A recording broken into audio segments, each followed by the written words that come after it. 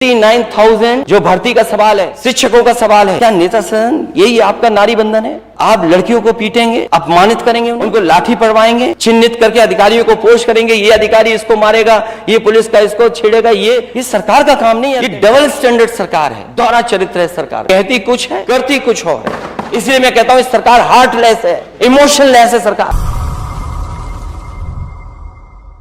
65 kb के अध्यक्ष महोदय समाजवादी सरकार में सबसे ज्यादा लगे। 12 में 1000, 13-14 में 2000, 14-15 में 2000, 15-16 में 5000, 16-17 में 12000। 400 kb के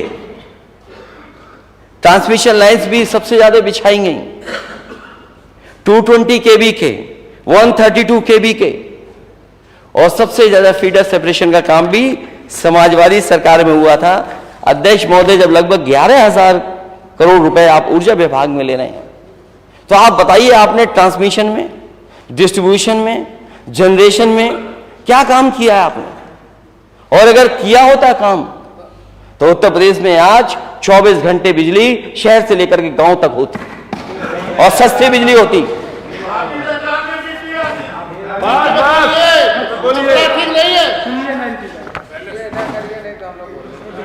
अगर मैंने पीपीए से लेकर के बिजली खरीदने से लेकर के बिजली बनाने तक, ट्रांसमिशन से लेकर के डिस्ट्रीब्यूशन तक, मैं सब आंकड़े रखा हूं आपके सामने।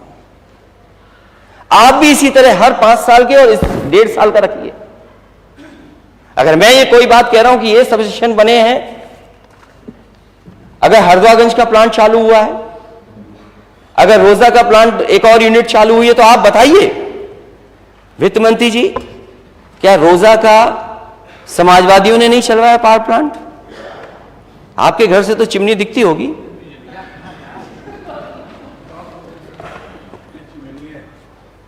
दूर तो नहीं है घर आपका, चिमनी दिखती है। पनकी भी कोई जाएगा तो चिमनी दिखती है, हमीरपुर जाएगा तो चिमनी दिखती है। आप चले जाइए जीटी रोड पे दिल्ली की तरफ, अलीगढ़ की तरफ, चिमनी दिखती है। हरदोगंज में चिमनी दिखती है। इसलिए ये जो बिजली के कारखाने लगाने का काम जो समाजवादियों में हुआ 12 में, 13 में, हरदोगंज को लेकर है, परीक्षा को लेकर के, या और जो पीपीए साइन हुए बिजली खरीदने के, या जो बिजली बाद में बनने के फैसले लिए जो अभी भी चल रहे हैं, आप बताइए हर साल आपने क्या किया है? और अगर आपने किया हो तो उसके आंकड़े दे दिए। हम तो अपने आंकड़े दिखा रहे हैं और दे भी बता भी नहीं आपको। और अब तो डबल इंजन की सरकार है, तो दिल्ली से कोटा क्यों नहीं मिल रहा है? कोई इम्यूनिटी है उत्तर प्रदेश को लेकर के? कोई दूरी है क्या? मुझे याद है जब कई बार इस सदन में मैं कह चुका हूं, उस समय जब बिजली देनी थी, यही शर्त रखी थी जो लोग धरने पर बैठे थे, बीजेपी के बड़े बड़े नेता, आपको बिजली 24 घंटे मिलेगी उस क्षेत्र में, प्रधानमंत्री जी के क्षेत्र में, लेकिन उत्तर प्रदेश की मदद करना कि बिजली का कोटा उत्तर प्रदेश का बढ़ा देना। आज 7 साल पूरे होने वाले हैं। बताइए सरकार के कितना बिजली का कोटा आपको बढ़कर के मिला उत्तर प्रदेश को लेकर के? और फिर स्मार्ट सिटी क्यों भूल गए आप? जो मेट्रो चल रही है, बनी है, ये सब समाजवादियों की देन है। अब कितनी बार बोलूं कि गोरखपुर में भी मेट्रो बना लो। मेट्रो बाद में बनाना, नाला पहले बना लेना। नाला भी बाद में बनाना, कब कब ड्रेनेज सिस्टम ऐसा बना देना कि भरे पानी निकल जाए। जो मुख्यमंत्री, आप अपने यहां क्यों घबराते हो? क्यों नहीं लगा रहे हो मेट्रो? क्यों नहीं बना रहे आप? अध्यक्ष महोदय, कौन रोक रहा है आपको? कोई रोक रहा है क्या आपको मेट्रो? और झांसी वाले भी इंतजार कर रहे हैं। कहीं ये बात मेट्रो वाली वैसी बात तो नहीं है 46 में 56 वाली बात?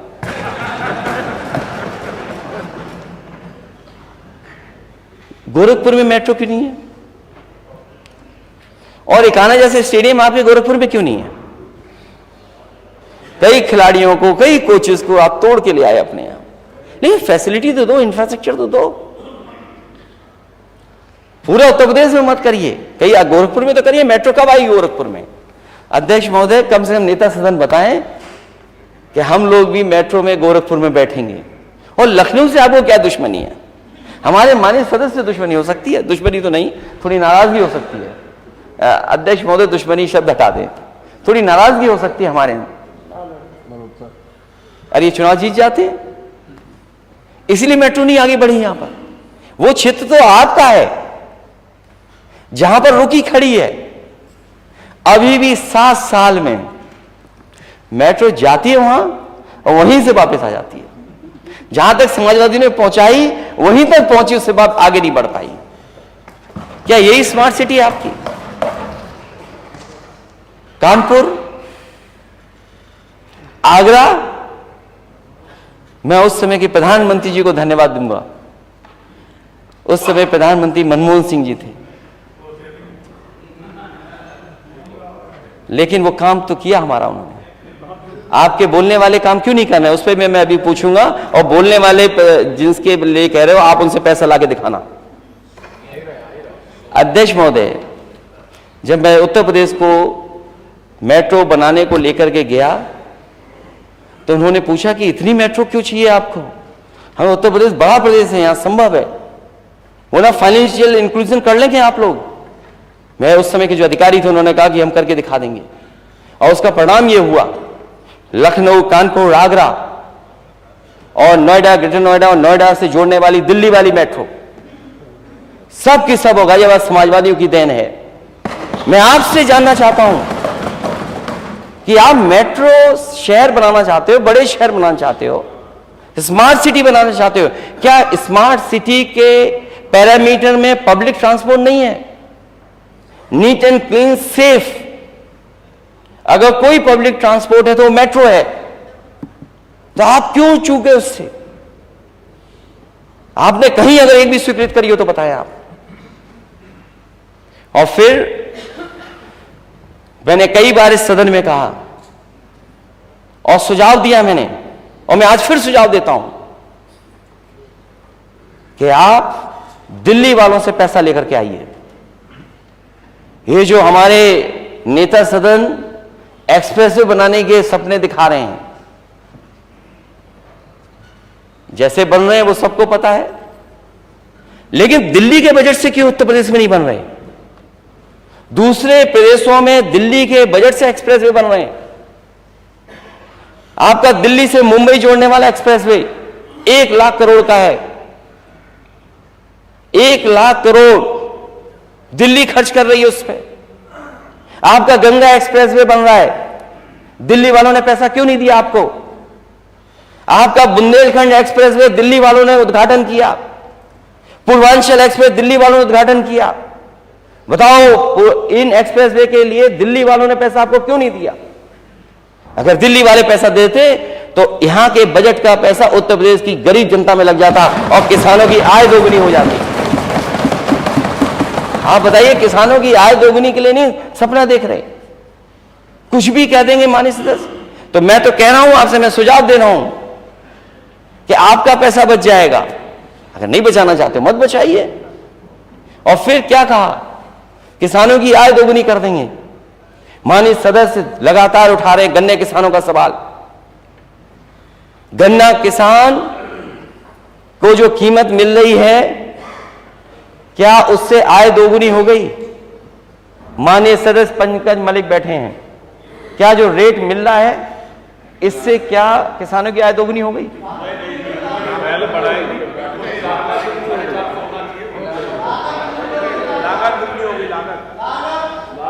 यहां वाले तो कह रहे हैं लागत कितनी बढ़ गई है। बताइए, डीजल, पेट्रोल, खाद, कीटनाशक दवाइयां और आपका जीएसटी ऊपर, ट्रॉली से लेकर के ट्रैक्टर पे। तो बताइए कहां आय दोगुनी होगी किसान की? तो 50,000 करोड़ रुपए बचते आपके एक्सप्रेसवे बनाने में।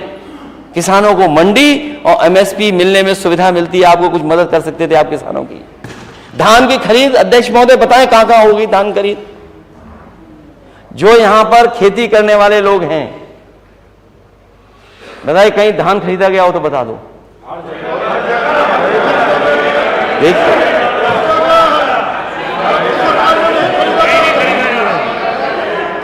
अध्यक्ष महोदय, मैं अभी सुन रहा था कुछ देर, अध्यक्ष महोदय, मैं माननीय वित्त मंत्री जी सुन रहा था कि वो जहां गड्ढे हो जाएंगे और गड्ढे की पहले फोटो होगी, पहले वीडियो बनेगा, गड्ढा भर जाने के बाद फिर फोटो होगी, फिर वीडियो बनेगा, और जीपीएस और जीआईएस के माध्यम से उस लोकेशन का पूरा आइडेंटिफिकेशन होगा। यही तो कहा था आपने। तो आप ये बताइए, जो केंद्र लगे हैं, आपका जीआईएस और जीपीएस क्या बोल रहा है? कितने खरीद केंद्र पर लगे हुए हैं? कहां पर धान खरीदा जा रहा है? आप ये कैमरा लगा दें वहां पर। हमारे सदस्यों ने मांग की और बहुत से किसान इस बात को चाहते हैं, जहां पर धान खरीद हो रही है वहां पर लगाइए सीसीटीवी। क्यों नहीं लगाते हैं आप? क्यों ट्रांसपेरेंसी नहीं चाहते आप? क्यों कुछ ही लोगों से पूरा धान खरीदना चाहते हैं आप? और मंडी अगर कहीं बनी हो किसानों की मंडी, बता दीजिए, एक सरकार ने बनाई हो, आपको एग्रीकल्चर इंफ्रास्ट्रक्चर के लिए पैसा मिला, इस सप्लीमेंट्री बजट में किसान के लिए क्या है, मंडी के लिए क्या है? जो सबसे पहला स्थान है जहां किसान को उसकी आय बढ़ सकती है। आपने क्या कहा कि हम किसानों की आय बढ़ाएंगे, दोगुनी कर देंगे, लेकिन मंडी कहां है जहां पर किसान अपनी कीमत पाएगा? आप एमएसपी दे दीजिए, या वो जहां पर खरीदा जाएगा वो स्थान बताइए आप। गेहूं को लेकर की अलग बात है, वो मार्केट की वजह से गेहूं का रेट मिलता है, ये सरकार की योगदान नहीं है उसमें, क्योंकि मार्केट में गेहूं की डिमांड ज्यादा है, उस वजह से किसान को हमेशा गेहूं का रेट अच्छा मिलेगा। और फिर महंगाई आप बताइए, सरसों का तेल कहां पहुंच गया, रिफाइंड तेल कहां पहुंच गया? हम मानिए नेता सदन मिले थे, मजदूरों से पूछते, मजदूर भाइयों को तेल कितने में खरीदना पड़ रहा है? आपको वोट चाहिए था, आपने रिफाइंड तेल भी दिया मिलावट वाला, नमक भी दे दिया, क्या अभी मिल रहा है क्या? इसलिए ढींग मारने में सरकार बहुत आगे है। इनका नारा तो विकास का है, लेकिन काम सब इनके विनाश के हैं, सब काम विनाश के हैं। सरकार बताए कि $1 ट्रिलियन में जीडीपी में पर कैपिटा हमारे आम लोगों की क्या है इनकम, पर कैपिटा इनकम क्या होगी सरकार, $1 ट्रिलियन वाली सरकार की?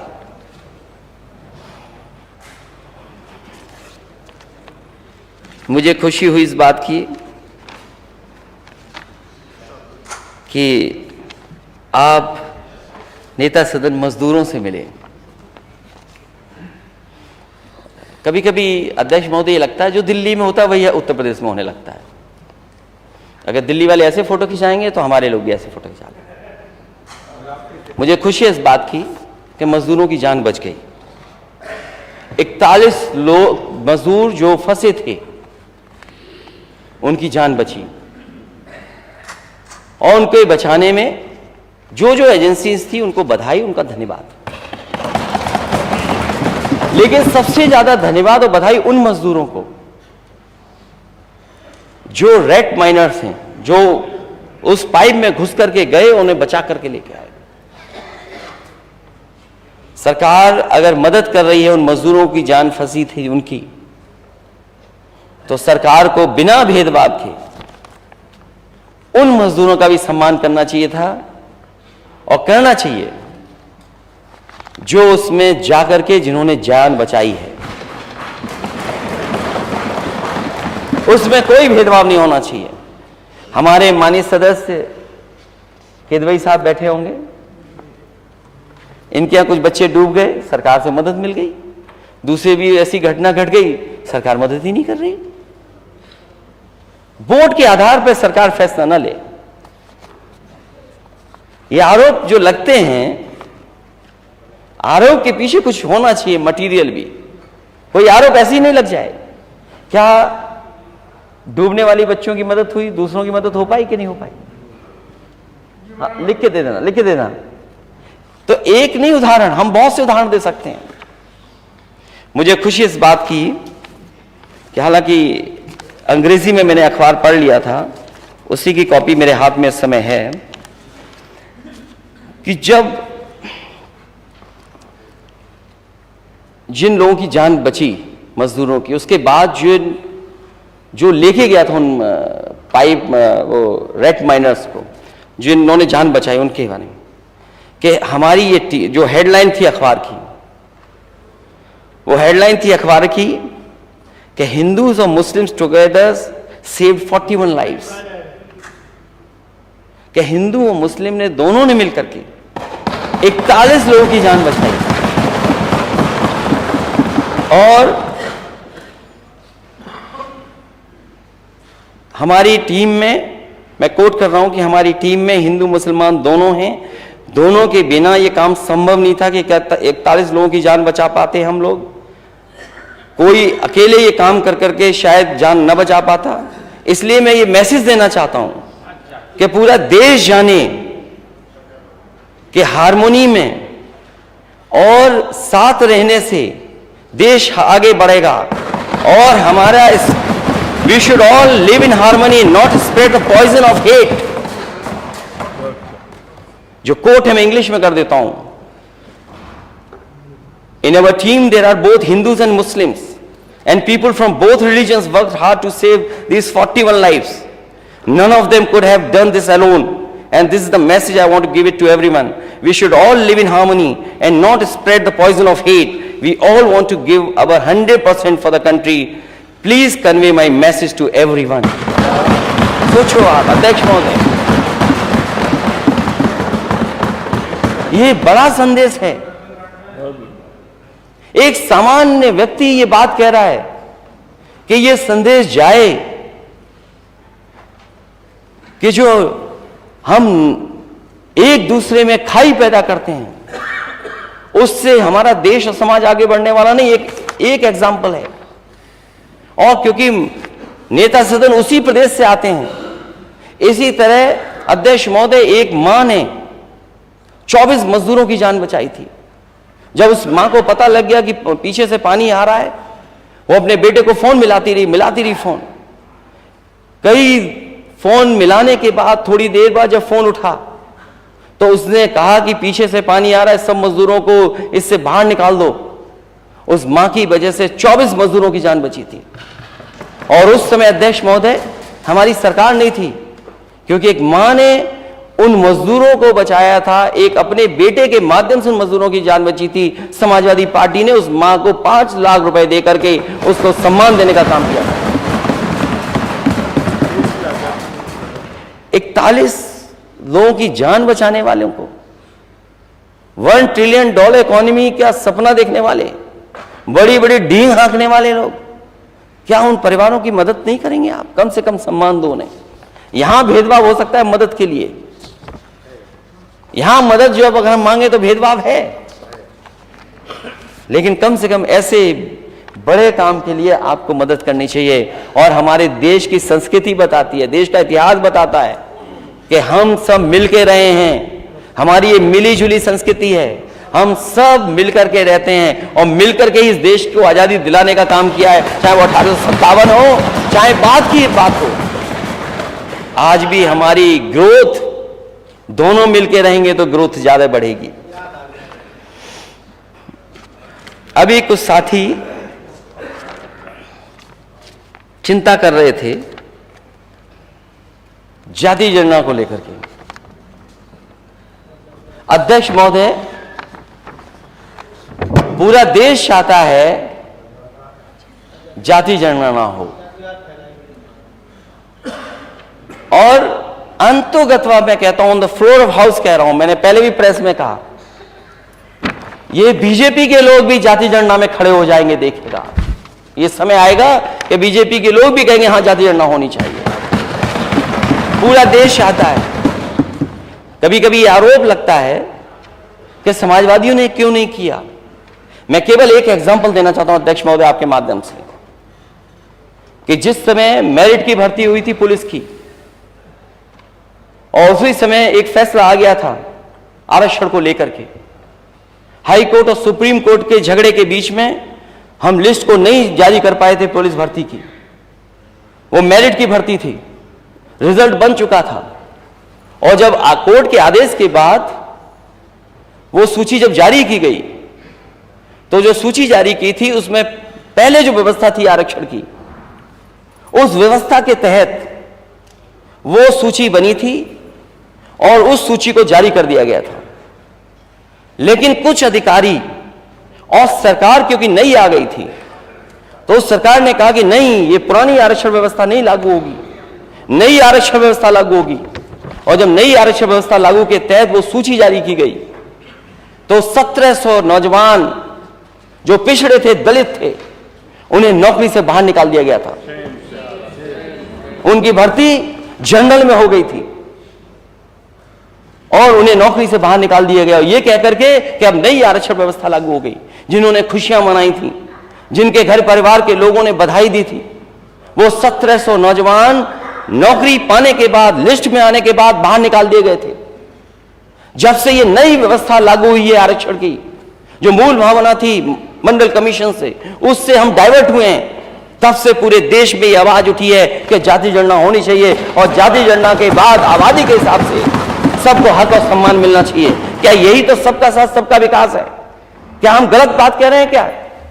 सबका साथ सबका विकास तभी संभव है जब जाति जनगणना हो और जिसकी जितनी आबादी है उसके हिसाब से उसको आरक्षण और हक और सम्मान मिल जाए।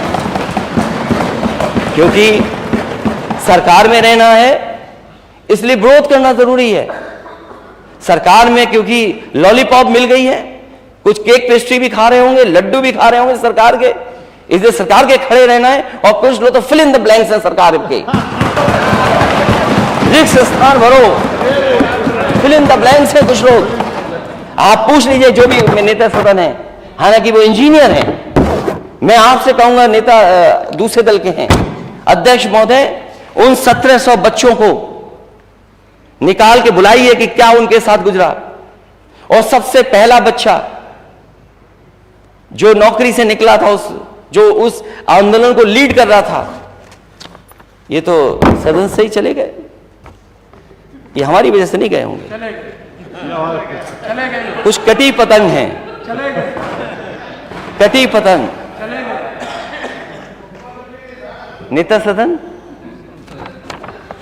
कोई सीट नहीं मिली क्या? या सीट में कम लोग थे या ज्यादा लोग थे? सबसे पहले एक कुशवा नौजवान था, वो आंदोलन को लीड कर रहा था, उसकी नौकरी गई थी। वो 1700 बच्चे पिछड़े और दलित थे, इसलिए तब वो मांग उठी है और उसके बाद से मांग जाति जनगणना की शुरू हुई। मुझे याद है लोकसभा में मैं मेंबर था, उस समय कांग्रेस पार्टी की सरकार थी। कांग्रेस पार्टी के उस समय की लीडरशिप से न केवल नेताजी ने बल्कि शरद यादव जी ने, आदरणीय लालू प्रसाद यादव जी ने, और दक्षिण भारत के जितने नेता थे, जितने दल थे, उन सब नेताओं ने मांग की थी कि जाति जनगणना होनी चाहिए। उस समय कांग्रेस पार्टी ने आश्वासन दिया कि हम आंकड़ा जारी करेंगे, आंकड़े लेंगे, लेकिन कभी आंकड़े नहीं आए। 1931 के बाद, आजादी के बाद, अगर किसी ने जाति जनगणना रोकी थी तो वो कांग्रेस पार्टी थी। उसी रास्ते पे बीजेपी चल रही है, उसी रास्ते पर। इसलिए आज हम नई राजनीति के नए उसी पुराने सिद्धांत को अपना करके चल रहे हैं। और यहां जितने लोग बैठे हैं, आज कुछ भी कहें सामने, कुछ भी सामने कहें, लेकिन अंदर ही अंदर अपनी बिरादरी के लोगों से कहते हैं हम तो जाति जनगणना के पक्ष में हैं। आप पूछ लीजिए इनसे, ये जो 69,000 जो भर्ती का सवाल है, शिक्षकों का सवाल है, क्या नेता सदन यही आपका नारी बंधन है? आप लड़कियों को पीटेंगे, अपमानित करेंगे, उनको लाठी पड़वाएंगे, चिन्हित करके अधिकारियों को पोस्ट करेंगे, ये अधिकारी इसको मारेगा, ये पुलिस का इसको छेड़ेगा। ये सरकार का काम नहीं है अध्यक्ष महोदय। अध्यक्ष महोदय, सरकार का काम नहीं है। अगर आप वाकई में महिलाओं के पक्ष में, नारी बंधन के पक्ष में, और जो नए सदन में वो पास हुआ है बिल, अगर उसके पक्ष में 1% भी है, तो आपको उन बेटियों को, बहनों को बुला करके बात करनी चाहिए थी कि आखिरकार क्या नाराजगी है और अध्यक्ष महोदय, अगर नेता सदन को नहीं पता है कि एफिडेविट क्या लग रहा है सरकार की तरफ से, मैं ये भी सुन रहा था, सरकार कहती है ये जुडिशियल मामला है, प्रिजुडिस है। अगर ये मामला है तो ये बताए सरकार ने एफिडेविट क्या दिया है कोर्ट में, क्या एफिडेविट दिया है सरकार ने कोर्ट में। इसमें 3 इश्यू चल रहे हैं, कट ऑफ मार्क्स, दूसरा इश्यू है रॉन्ग क्वेश्चन आना क्वेश्चन पेपर में, तीसरा आरक्षण का है। बताओ, हमारे नेता यहां इधर बैठे हैं जो आपको सहयोग कर रहे हैं, क्या ये 69,000 भर्ती वाले बच्चे आपसे मिले कि नहीं मिले? बताओ, क्या जवाब है आपके पास उनके लिए? केवल मंत्री बने रहोगे आप?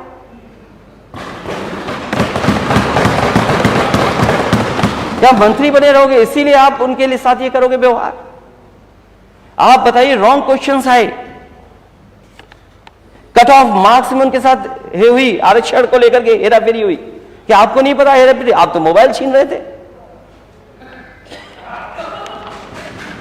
अगर वो बात कह रहे हैं अपनी, कभी कभी होता है ब्लड प्रेशर होता है कुछ लोगों को, चेक कराना चाहिए। हालांकि जो मशीनें लगाई थी सरकार ने वो सब फेल हो गई, सब मशीनें फेल हो गई, कुछ चल नहीं हो तो मुझे नहीं पता। तो आप देखिए कि क्या स्थिति है। कब का एड था? 5 दिसंबर का अटैचमेंट था, 5 दिसंबर का अटैचमेंट था। रिटर्न टेस्ट जून में हुआ 2019 में, और आज तक उन्हें लड़ना पड़ रहा है डबल बेंच की बेंच में, केस अभी भी रेगुलर सुनवाई हो रही है आपकी। और जो एफिडेविट दिया सरकार ने, वो क्या एफिडेविट दिया है? अध्यक्ष महोदय, सरकार एफिडेविट दे रही है, मतलब ऐसा एफिडेविट हाई कोर्ट में लगा रही है सरकार कि जो रॉन्ग क्वेश्चन थे उसका हम 1 नंबर देंगे आपको। ये गलती किसकी थी? क्वेश्चन पेपर में रॉन्ग क्वेश्चन आ जाना किसकी गलती थी? मैं तो अपने जो जाति झंडा को मन ही मन में मांग करते हैं, मैं उनसे कहूंगा कि अगर लॉलीपॉप मंत्री नहीं है आप लोग, तो ये एफिडेविट जरूर पढ़ना आप लोग। ये एफिडेविट पढ़िए कि सरकार ने एफिडेविट क्या दिया है, और उनकी मदद होनी चाहिए। उनके आरक्षण के साथ खिलवाड़ हो रही है, और एक बार लाठी नहीं खाए, एक बार अपमानित नहीं हुए इस लखनऊ में आकर के। कोई नेता पिछले बिरादरी का, पिछले वर्ग का नहीं बचा होगा जिसका दरवाजा उन्होंने नहीं खटखटाया। इससे ज्यादा शर्म की बात कुछ नहीं हो सकती। इसीलिए अध्यक्ष महोदय, मैंने पीडीए का नारा दिया, पीडीए ही एनडीए को हराएगा।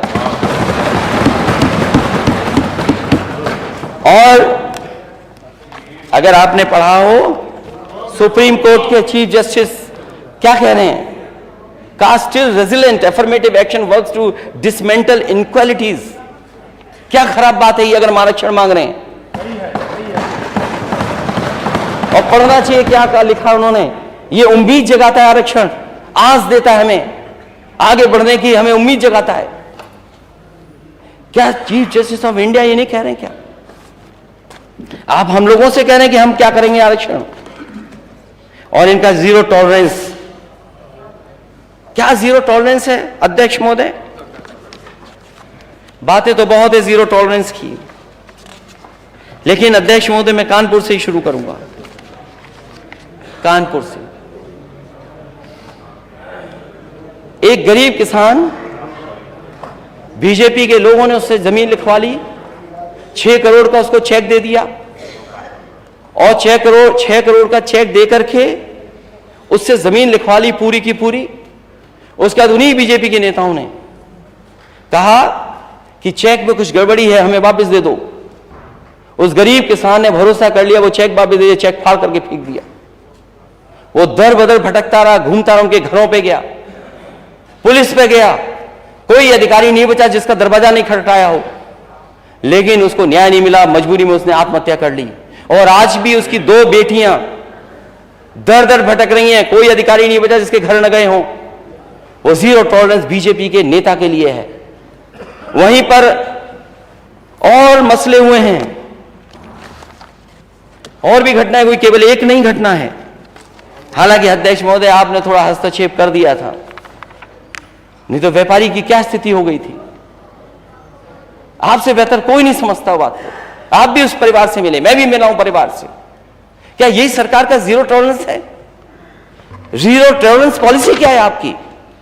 ये जीरो टॉलरेंस क्राइम बीजेपी के लिए जीरो टॉलरेंस है। बीजेपी कार्यकर्ताओं को खुली छूट है, जो चाहे सो कर ले। ये जीरो टॉलरेंस है आपकी। मैं तो उदाहरण दे रहा हूं, अगर आप पे उदाहरण हो तो बताइए। अगर आप पे उदाहरण हो किसी चीज का तो आप बताइए। और वहीं मुझे याद है एक परिवार, मां बेटी, जिसको जिंदा जला दिया गया था, जिंदा जला दिया गया था कानपुर देहात में। उस समय जो डिप्टी सीएम की बातचीत थी उस परिवार से जो बातचीत थी मुझे अभी भी याद है। वो डिप्टी सीएम ने कहा कि नहीं, मैं आपके परिवार का हूं, आप बिल्कुल फिक्र मत करना, मैं उन सबको सजा दिलाऊंगा, कोई बच नहीं पाएगा, किसी को मैं छोड़ूंगा नहीं, मैं उनको 302 में जेल भिजवाऊंगा। क्या यही जीरो टॉलरेंस है आपकी? आज भी वो परिवार घूम रहा है, बेटा एक अधिकारी, दूसरा अधिकारी, तीसरा अधिकारी किया जा रहा है। और जीरो टॉलरेंस बीजेपी का देता है कार्यकर्ता, इसलिए कोई जीरो टॉलरेंस नहीं है। वहीं सपा के विधायक को झूठा फंसा दिया और केवल वोट के लिए मोहम्मद आजम खान साहब को जेल भेज दिया, उनके परिवार के लोगों को जेल भेज दिया केवल वोट के लिए।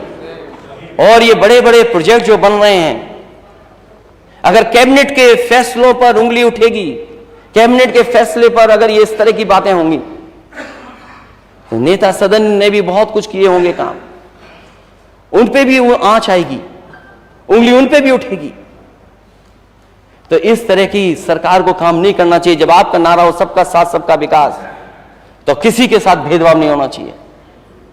और मैं यही कहता हुआ बात अपनी समाप्त करूंगा अध्यक्ष महोदय, कि अनुपूरक बजट जो लाया गया है, जब मुख्य बजट का ही कोई डायरेक्शन नहीं है, जब मुख्य बजट ही किसी रास्ते पे नहीं जा रहा है, और जो मुख्य बजट ही विजनलेस है, डायरेक्शनलेस है, और ये सरकार हार्टलेस है। और ये बात मैं अध्यक्ष महोदय कह करके खत्म कर रहा हूं अपनी बात। डायल 100 सबसे बेहतरीन व्यवस्था थी, चाहे वो बड़ा अधिकारी हो चाहे छोटा अधिकारी हो पुलिस विभाग का, उससे पूछिए वो कि ये व्यवस्था कैसी थी, वो कहेगा सबसे अच्छी व्यवस्था थी। लेकिन उस व्यवस्था को चलाने के लिए समाजवादी सरकार में फैसला लिया था कि कोई अगर पहला कॉल रिसीव करेगा वो लड़की होगी, महिला होगी। इस सरकार ने उस महिलाओं की नौकरी छीन ली जिन्होंने इतने वर्षों काम किया और लाखों लोगों का दुख दर्द सुना हो।